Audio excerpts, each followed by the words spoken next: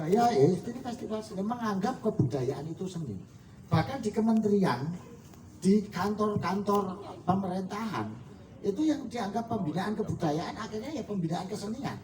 Padahal kesenian itu hanya satu ruang dari kebudayaan. Gitu. Kalau saya sih bayangin 3 unsur dari kebudayaan itu adalah dimensi dimensi logika, estetika, dan etika. Itulah unsur inti dari kebudayaan itu. Apapun produk manusia ya yang bersumber dari budi diekspresikan melalui karya, melalui lagu, itu harus mencerminkan 3 ini yang disebut kebudayaan itu. Etika, estetika, logika. Ini tinggal kadarnya saja yang berbeda-beda. Kalau estetikanya yang tinggi itu menjadi kesenian. Kalau logikanya yang tinggi menjadi ilmu pengetahuan dan teknologi. Kalau etikanya yang tinggi menjadi norma, menjadi nilai, gitu. Tapi 3-tiganya ini tetap ada unsur, masih nilai, meskipun nilai itu ya tetap ada unsur estetikanya, ada unsur logikanya, gitu. Maka hanya mana yang lebih bobotnya tinggi itu aja yang akhirnya menjadi ekspresinya menjadi suatu aspek-aspek dari kebudayaan itu. Makanya kalau ada yang tanya, korupsi itu kebudayaan enggak? Enggak. Tidak semua perbuatan yang dilakukan secara masif itu menjadi budaya.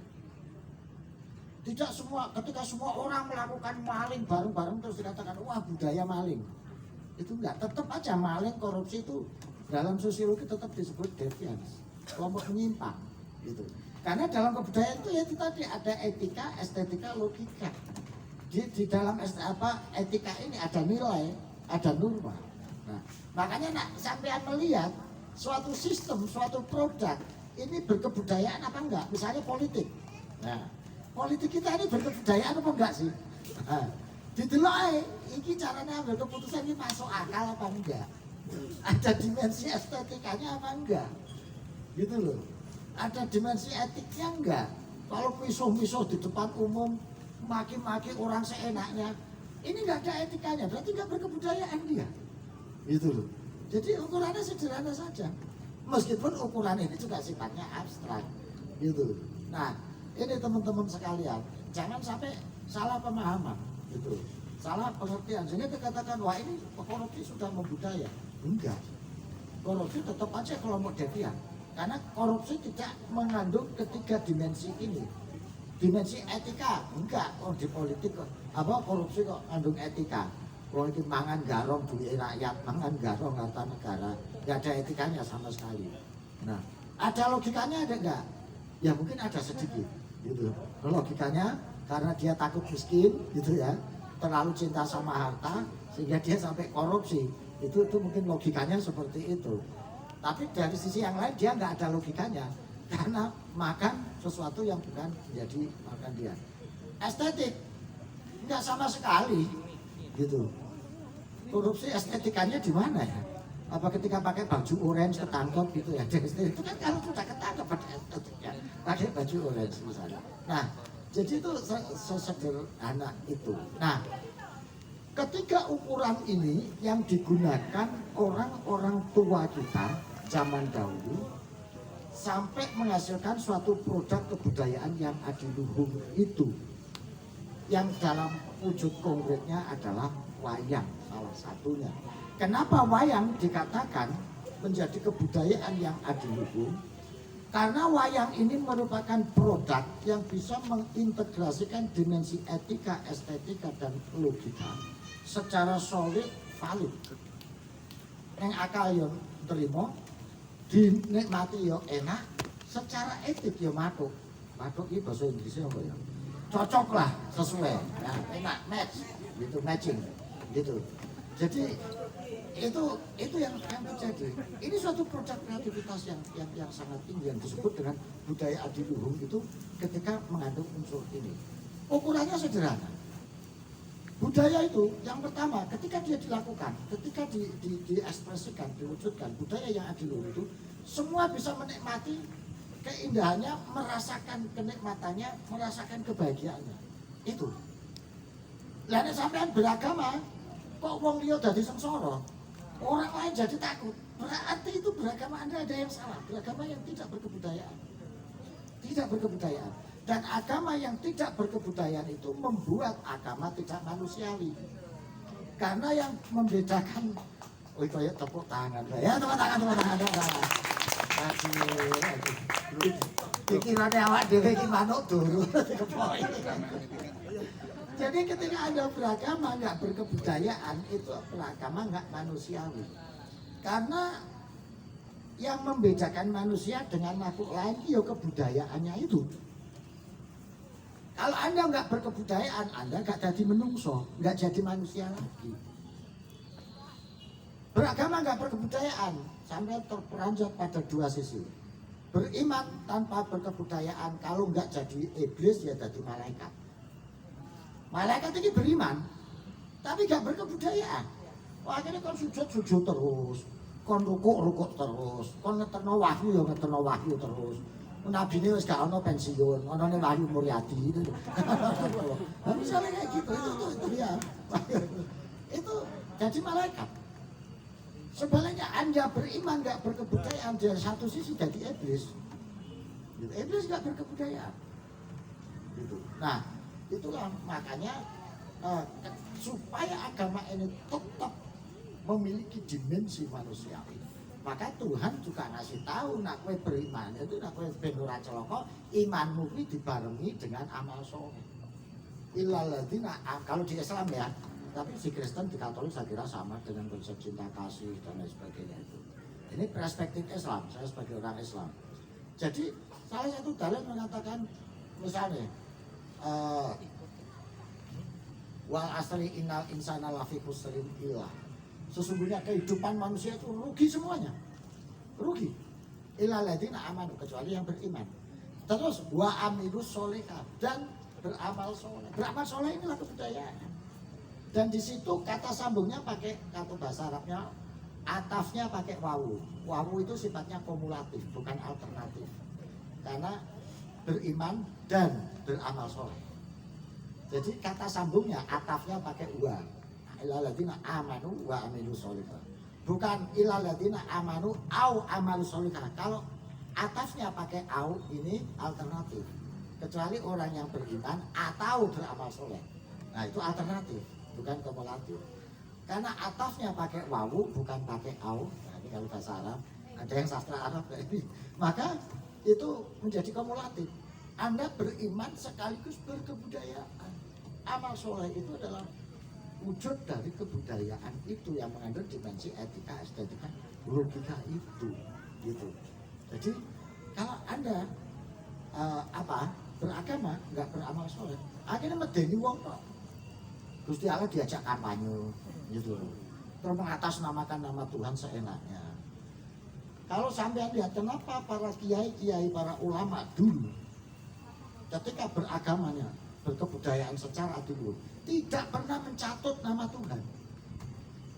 Kalau ada nggak kiai-kiai dulu yang mengatasnamakan Tuhan? Nggak ada. Membela ya membela kemanusiaan. Membela ya tidak pernah dia ngomong kita membela Islam, kita membela Tuhan. Nggak ada. Paling membela NKRI dia. Makanya ketika ditanya, kenapa Pak Kiai sampai ini orang Islam kok nggak membela Islam malah membela NKRI? Jawabannya sederhana, karena dengan membela NKRI saya bisa mengamalkan ajaran Islam saya dengan tenang. Kalau saya membela Islam, saya mendahului mengambil alih peran Tuhan, karena yang membela Islam itu hanya Gusti Allah. Dalilnya apa? Inna nahnu nazzalna dzikra wa inna lahu lahafidun. Aku ini yang menurunkan Quran, menurunkan Islam, dan saya yang akan menjaganya, kata Tuhan. Gitu. Apa kene melok-melok bila Islam? Itu urusan Gusti Allah. Aku tak bila negara wae supaya dengan aku bila negara, aku iso ngamalno keislamanku dengan tenang. Jadi nggak pernah mengatasnamakan Tuhan, itu nggak pernah. Kalian mengatasnamakan Mbah Hasim. Kenapa? Kalau mengatasnamakan sesama manusia itu bisa dikonfirmasi. Kalau mengatasnamakan Tuhan, gimana kita mau konfirmasi? Teriak-teriak, kita bela Tuhan, kita bela Islam, terus konfirmasi ini neng sopo. Kalau saya ngatasnamakan, kita bela Mbak Woro, kita gali dana untuk kebahagiaan Mbak Woro. Terus, hei Mbak Woro, sampai ngomong sastro begitu. Enggak, itu karpe sastro dewe, calo itu. Nah kan dia bisa ngomong gitu. Nah broker. Nah kalau sama Tuhan gimana kita konfirmasi sama Tuhan? Nah inilah beragama yang berkebudayaan. Bung Karno wanti-wanti menyatakan beragama berkebudayaan. Itu artinya beragama sing manfaati membawa maslahat dengan tetap berpijak pada nilai-nilai kemanusiaan. Ojo beragama pura-pura dadi malaikat. Ora gelem maksiat. Kok saya tuh kesusu kaya ana sing disusoni lho sampeyan. Jadi itu. Jadi itulah teman-teman sekalian, kita jangan salah kaprah memahami kebudayaan, apalagi sampai membenturkan agama dan kebudayaan. Karena kadang kita kebalik-balik, seolah-olah kalau kita membela agama kita enggak membela kebudayaan. Gitu. Sebaliknya kalau kita membela kebudayaan kita enggak bela agama. Ya, contoh Pancasila itu kebudayaan, karena produk manusia. Tapi sering dibandingkan kalau Islam. Tinggi mana Islam dengan Pancasila? Gendeng lah yang tanya gitu, orang gila itu menurut saya. Kalau ada orang bertanya gitu itu orang gila dan melecehkan Islam. Karena membandingkan bikinan manusia dengan bikinan Tuhan. Lo dulu Fatmawati, ada Sukmawati membandingkan Nabi Muhammad dengan Bung Karno aja di demo berjilid-jilid. Dianggap melecehkan Islam, ya kan?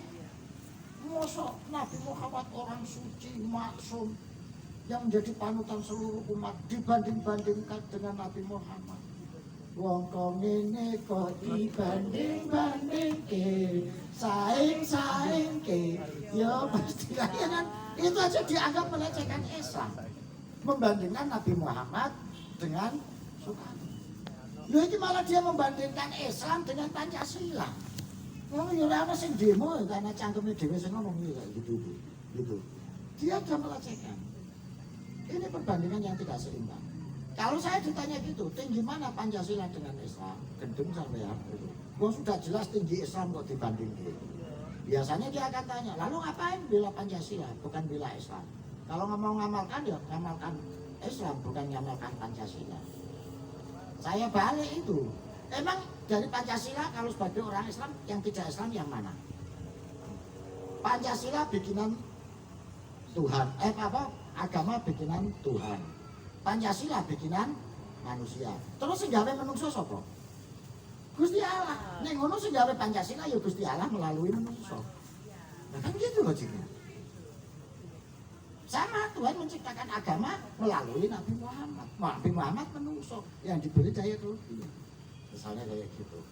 Itu satu logiknya. Yang kedua, Pancasila memang bikinan manusia. Tetapi dia diambil dari inti sari pati agama yang bikinan Tuhan. Itu kayak gula karo tebu. Tebu bikinan Tuhan, klopo bikinan Tuhan. Tetapi gula tebu, klopo iso digawe gula. Begitu gula dadi, apakah ini bukan berarti kita memanfaatkan tebu yang bikinan Tuhan, klopo yang bikinan Tuhan? Lah kok sampean malah pangkling hanya gara-gara apa? Gula gawean menungso. Terus sampean pengen gawe wedang, gawe teh. Terus ngobrol ini, aja gawe gula, jangan pakai gula, ini bikinan manusia. Pakai tebu aja yang bikinan Tuhan langsung. Akhirnya sibuk golek tebu digeceki, dipersih. Lah kok gendeng ngono sampean? Gitu. Ini orang tok ya. Mikir gini aja nggak bisa udah pada jadi ustad kadang orang-orang kayak gitu. Jadi ketika kita pakai gula, menggunakan gula, itu artinya ya kita mesti pakai tebu. Wong dia diambil juz'um min diniyatil Islamiyah sebagai orang Islam. Kalau ada orang Kristen ya juz'um min diniyatin Nasroniyah, tinggal kiai. Itu ya kayak gitu itu. Jadi dia ini bagian-bagian dari inti sari spirit agama yang sudah diolah, diramu, diijtihadi oleh para ulama, para kiai, para habaib sehingga jadi gula. Lah wis dadi gula kok sampeyan sing golek tebu, tebu glundungan gitu, enggak ada manfaatnya. Tebu kalau cuma glundungan. Paling untuk mukul maling itu. Di petendang bawa pentungan tebu itu biar kelihatan hebat gitu. Padahal nggak bisa gunakan. Nah oleh ulama, oleh kiai tahu tebu ini manfaatnya apa, diolah, diijtihadi, diistikharoi. terus kemudian jadi gulung, jadi spa, jadi peltos, jadi macam-macam. Itu tergantung kreativitas kita. Agama juga begitu. Iso dadi tasawuf, iso dadi fikih, iso dadi usul fikih, iso dadi ilmu pengetahuan, iso dadi mantek. Itu tergantung kita makainya. Jangan nyekeli tebu arep diolah ora itu. Jangan. Ini nanti merusak kesucian tebu. Gendeng ya gitu. Gitu. Ini kaum fundamentalis itu ya begitu. Menjaga kesucian dan kemurnian tebu. Sampai akhirnya gak dinggo apa-apa tebu. Nenggo gebuk-gebukan antara mereka sendiri. Padahal dia tahu di tebu itu iso digawe gula, iso digawe tetes, iso digawe pupuk, iso macam-macam. Gitu. Sekarang gobloknya akalnya gitu. Nah inilah memproses dari gula menjadi dari tebu menjadi gula, inilah yang disebut kebudayaan. Memproses agama menjadi sistem sosial, sistem pengetahuan, sistem teknologi, sistem sosial, inilah yang disebut kebudayaan. Saya kira itu saja provokasi dari saya, nanti silakan dialog. Terima kasih. Monggo yang mau ditanya silakan. Kon saya moderatornya mau carry ya. Belum nyambung. Silakan. Ini Bu Woro atau siapa dulu yang ngarep? Tanya apa? Oh ya gini. Kan jadi ada proses panjang ya.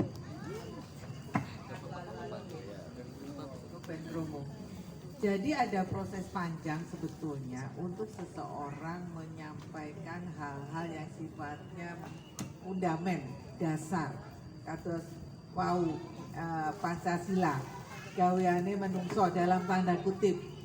Kan cipta rasa karsanya saking Gusti Allah toh. Nah, agama menika saking Gusti Allah istilahnya langsung. Nah, bahasa Jawa apa ya? Kados pun Ada yang roaming, Bu. ada roaming. Sebetulnya kenapa bisa terjadi seseorang tidak secara instan menyampaikan itu tanpa berpikir sejarahnya bagaimana? Apakah itu tadi menunjukkan yang bersangkutan seseorang yang tidak mau belajar atau BODO atau ada dasar-dasar pemikiran yang sifatnya militan atau fundamen atau kayak gitu loh Mas. Atau nuwun. Lanjut pertanyaan dulu atau langsung jawab? Monggo. Pertanyaan untuk Mas Astro nih, tadi bilang bahwa deviasi itu ya. Nah, agama dan kebudayaan. Nah, di masyarakat kita ini sekarang cenderung makin banyak yang intoleran, ya kan? Kadang-kadang menyalahkan orang lain, merasa paling benar. Nah, kalau di pandang dari sudut budaya itu kenapa itu terjadi? Gitu. Coba dulu, Ge. Iya. Soalnya ini jawabannya doa iki.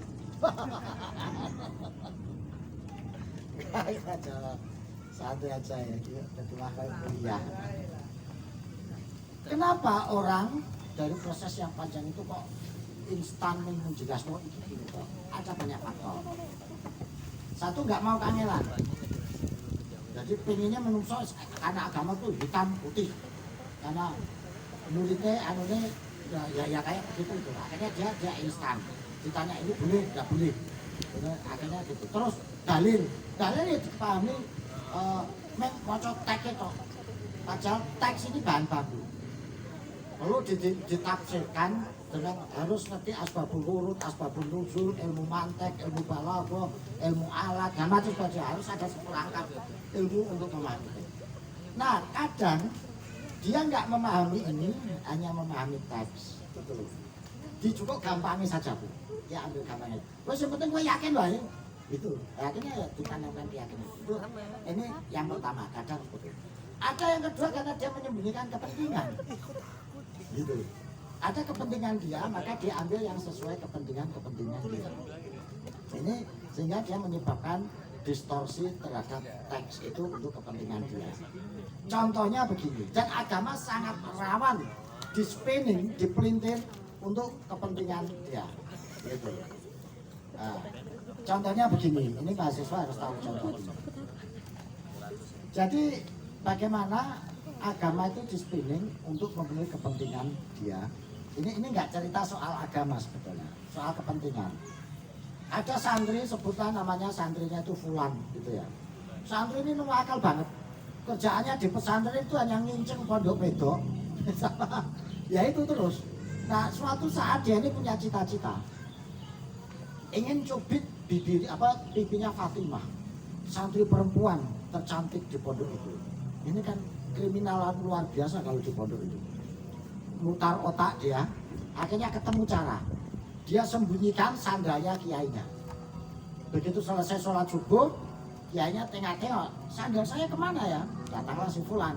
Disembunyikan Fatimah Pak Yai. Oh tolong ambilkan sandal saya. Nah dia punya otoritas ngambilkan sandal kan. Nah sudah masuk pondok itu. Santri teriak-teriak, oh kamu ngapain di sini? Disuruh Pak Kiai. Gitu. Dia punya otoritas. Gitu. Ini berhenti dulu apa terus ya? Berhenti aja ya menghormati ya. Kalau menghormati jangan ditinggal bicara. Ada sembun-sembunan rambutnya kan.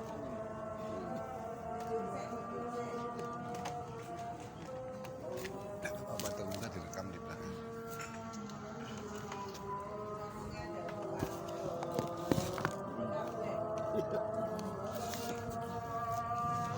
Ini terus di rumahnya sini.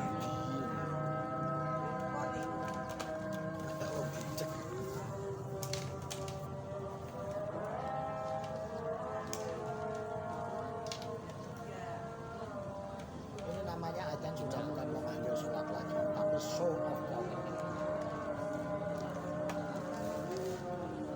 Show off ini namanya.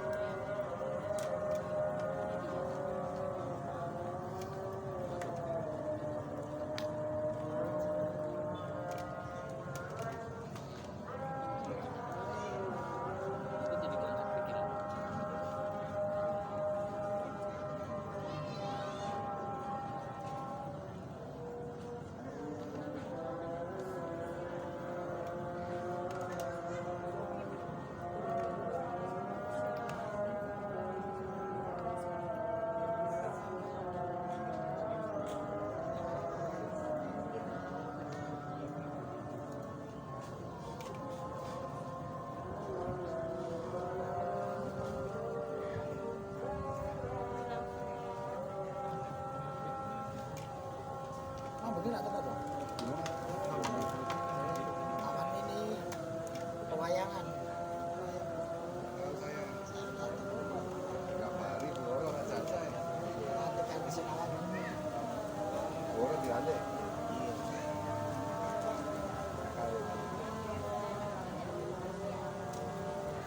Saya kemarin ini diundangkan jenengan nanti saya datang malah bukan ulang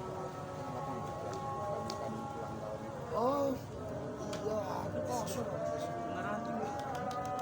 Banyak yang datang.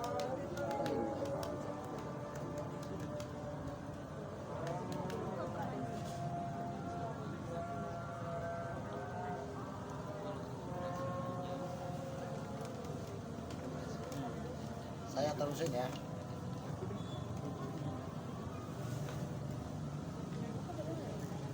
Oke.